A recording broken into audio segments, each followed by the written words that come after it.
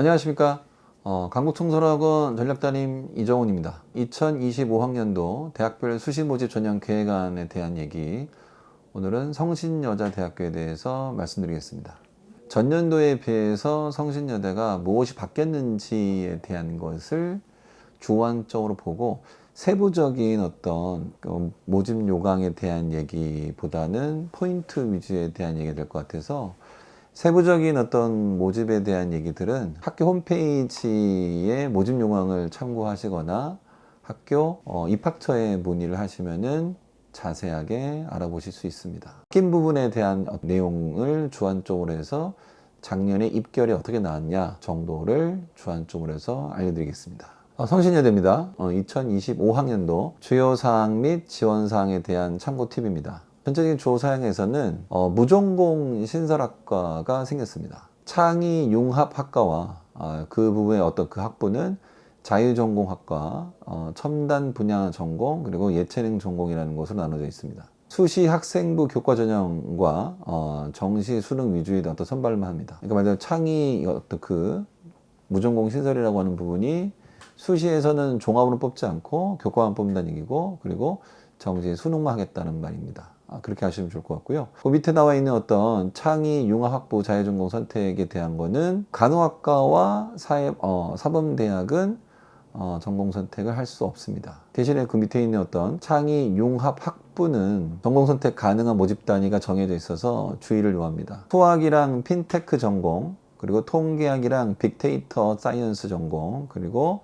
화학이랑 에너지 융합학부, 그리고 바이오 헬스 융합학부, 그리고 바이오 신약 약학부, 그리고 AI 융합학부, 이렇게 됩니다. 얘네들끼리 안에서는 전공 선택이 가능한 것으로 나와 있으니까 참고하시면 좋겠습니다. 그리고 이제 모집 단위 명칭이 변경됐습니다.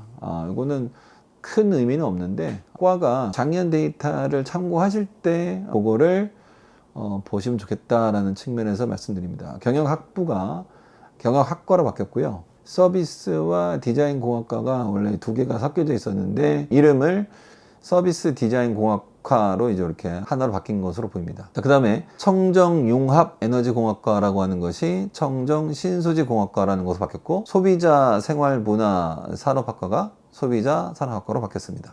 이번 수시 모집의 어떤 성신여대에서 이제 주요 핵심적인 내용은 이제 모집 인원이 소폭 감소해 있습니다. 그 부분인 자기주도 인재 전형 모집 인원이 감소했습니다. 그리고 그게 이제 인문융합예술대학 및 사회과학대학 일부 모집 단위는 제외됐습니다. 그리고 지역균형 전형 자연계열 모집 인원이 감소했습니다. 이건 아마 그 간호학과 부분은 제외되고 나머지 부분만 소폭의 감소가 있는 것으로 알고 있습니다. 자, 모집 단위는 간호학과가 인문자연을 분리해서 모집했었는데 그게 폐지되고 자연계만 선발한다는 것을 알고 계시기 바라고요. 그 다음에 이제 전형 방법은 학교생활 우수자 전형이라고 하는 부분이 일괄 전형으로 뽑았는데 그거를 단계별 전형으로 바뀝니다. 1단계 3배수 모집하고 나머지 이제 1단계 통과하신 분들 대상으로 2단계 면 30%로 진행이 됩니다. 요거는 뭐 단계별 전형으로 가게 돼버리면은 아마도 3배수 컷이 되게 중요한 역할을 하기 때문에 작년 대비 내신 성적에 대한 컷은 살짝 오르지 않을까. 그 정도는 충분한 참고를 하실 수 있을 거라 생각되니까 그것만 유의하시면은 지원할 때 조금 더 유리한 어떤 선점하실 수 있을 거라고 생각이 됩니다. 다음 보시면은 작년과 올해 어떤 전형 비교입니다. 논술 우수자 전형은 뭐 작년과 올해가 거의 비슷합니다. 인원도 비슷하고 교과 성적에 대한 것만 조금 바뀌었는데 그거는 크게 문제가 되지 않은 부분인 거라고 하고, 논술 비중에 대한 부분이 약간 이제 올라갔습니다. 뭐 그 정도 느낌이고요. 최저학력 수준에 대한 거는 바뀌지 않았습니다. 4과목 중에서 2개 다 어떤 등급합 7이 되는 것을 원하고 있습니다. 지역 균형에 대한 겁니다. 작년에는 이제 인원에 대한 것도 역시 올해 부분에서는 성신여대도 마찬가지 자유전공 학부에 대한 부분이 인원이 추가됐습니다. 전체적으로 보면은 약간의 어떤 그것까지 포함한다면은 소폭의 인원이 늘었다라고 보시는 게 맞는 것 같고, 나머지는 별반 작년과 다른 바가 없습니다. 다음이고요. 학교생활 우수자 전형이라고 하는 부분이 작년 기준으로는 서류 100% 전형이었는데 올해는 단계별 전형으로 바뀌었습니다. 3배수로 1단계를 뽑고 역시 2단계로 면접을 뽑겠다는 겁니다. 약간의 역시 종합전형의 내신 등급의 어떤 소폭의 상승이 예상되고 있습니다. 자기주도 인재에 대한 부분은 이제 간호학과 부분이 이제 따로 뽑았는데 그 부분이 사라졌고 나머지는 별반 차이가 없이 아마 그대로 되는 것으로 보입니다. 요거는 작년과 똑같은 어떤 상태가 역시 최저 학력 수준은 없습니다. 기회균형 역시 마찬가지입니다. 인원수 변화는 거의 없고 혹시 중요한 사항은 서류 100%가 단계별 전형으로 바뀌어가지고 말 그대로 3배수 통과 컷이 되게 중요한 역할을 할 것이라고 생각이 되니까 그것만 유의하시면 좋을 것으로 보입니다. 자, 그 다음에 특수교육 대상자 마찬가지 특성화고 등에 대한 것은 거의 차이가 없이 작년과 똑같이 됐고 인원도 똑같습니다.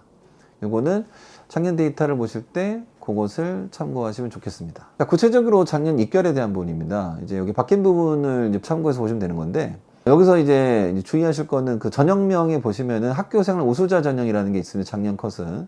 근데 그게 올해는 이제 없어졌습니다. 그게 이제 올해는 폐지하고 모든 게 자기 주도 인재 전형으로 다 바뀌었습니다. 그것만 참고해서 보시면 될 겁니다. 자, 과별로 봤을 때는 제일 높은 학과가 지금 이제 컷이 통과가 제일 어려운 게 문화예술경영학과에 대한 것이 2.47로 제일 높고 그 다음에 독일어 어문문화학과로 종합이 4.95까지 떨어졌는데 요거는 약간의 펑크라고 보면 될 것 같네요. 너무 차이가 좀 심했다는 데랑.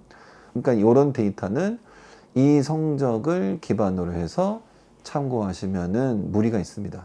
다음입니다. 요번에는 이제 경영학과부터 법학과, 간호학과 쪽으로 쭉 나와 있는데 제일 높은 데가 지금 2.2로 나와 있는 간호학과입니다. 간호학과가 내신 등급이 제일 높은 편이고 그 다음 역시 영어영문학과가 4.68로 제일 낮은 편이네요. 이것도 약간의 어떤 내신 비중으로 따진다면은 종합인데 어떤 전형 부분에서는 약간의 구멍이 난 상태가 아닌가. 추합이 많이 돈 걸로 보시면 아시겠죠. 지금 이제 11명 뽑았는데 11명 정원에 19명까지 추합이라는 얘기는 많이 돌았다는 얘기죠. 그 얘기는 기존에 괜찮았던 아이들이 다른 데로 다 빠져나가서 컷이 약간 올라간 게 아닌가. 요런 거는 이제 요 컷을 기준으로 해서 보시면은 매우 이제 위험하다고 볼 수 있으니까 그런 정도만 참고하시면 좋을 것 같습니다. 다음입니다. 과에 대한 부분은 제일 낮은 데는 여기서는 이제 제일 높은 데가 2.79로 나와 7로 보이는 문화예술 경영에 대한 부분이고요. 제일 낮은 데가 3.21로 보이는 경제학과 쪽으로 보이네요. 역시 이제 컷이 이제 요거는 잘 보시면 아시겠지만 정원에 비해서 컷이 이제 올라간 데, 즉 내신 등급이 좀 이제 높은 데는 추합률이 높아지죠. 그만큼 회전율이 높다 보니까 낮은 등급 때도 들어갈 수 있는 어떤 그런 부분이기 때문에 이거는 역시 이제 경제학과도 마찬가지지만 원래는 인기 있는 학과인데 다른 데도 같이 붙어서 빠져나간 케이스로 보시면은 맞는 것으로 보이기 때문에 실제 지원할 때는 조금 더 소신 지원으로 가시는 게 맞다고 생각이 됩니다. 다음입니다. 이번에 이제 논술 전형이 나오죠. 논술에 대한 부분은 이제 등급합 어떤 최저 컷은 2개 합 7이다 보니까 그게 높은 편은 아니랍니다.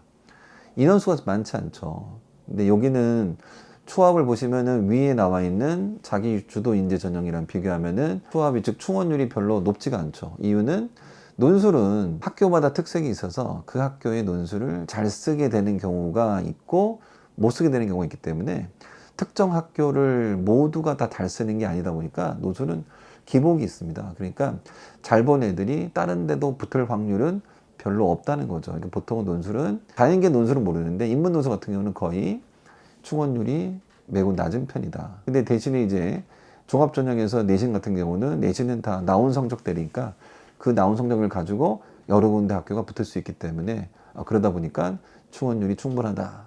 뭐 그 정도로 아시면은 충분할 거라고 생각이 됩니다. 논술 역시 마찬가지죠. 충원율이 높지 않죠. 대신에 충원율이 높지 않은 대신에 내신 등급은 종합보다는 많이 올라가죠. 4점대 중후반까지도 보이는 것으로 보입니다.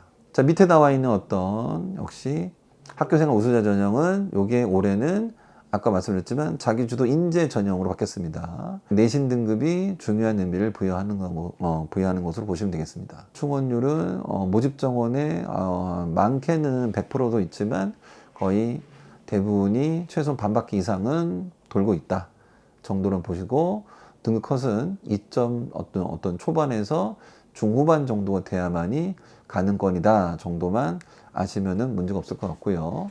마찬가지입니다. 똑같은 느낌이죠. 이쪽 부분에서는 거의 대부분이 차이가 없는데, 지역균형 인재는 최저가 있다 보니까 조금 더 그 부분에 대한 게 있는데, 여기는 내신이 위에보다 좀 더 높아지죠 실제로. 왜냐면 여기는 종합에 대한 게 아니라 교과 전형이다 보니까 철저하게 내신 위주로 하다 보니까 수능 체제도 좀 봐야 되고 내신도 봐야 되기 때문에 조금 더 커서 올라갈 거라고 예상이 되네요. 이런 느낌으로 나와 있어서 보시면은 교과는 역시 2점대 초반, 거기가 이제 마지노선인 것 같고, 그걸 넘어가면은 좀 어렵지 않나 생각이 듭니다. 자, 간호학과는 1.77까지 되니까 참고하시면 좋겠습니다. 이게 마지막 부분인 것 같고, 논술은 4점대 중후반까지도 컷이 나오니까 해당하시는 분들이 계시다면은 충분한 지원 사항을 고려해 보실 수 있을 거라고 생각이 듭니다. 자, 여기까지 성진여에 대해서 마치겠습니다.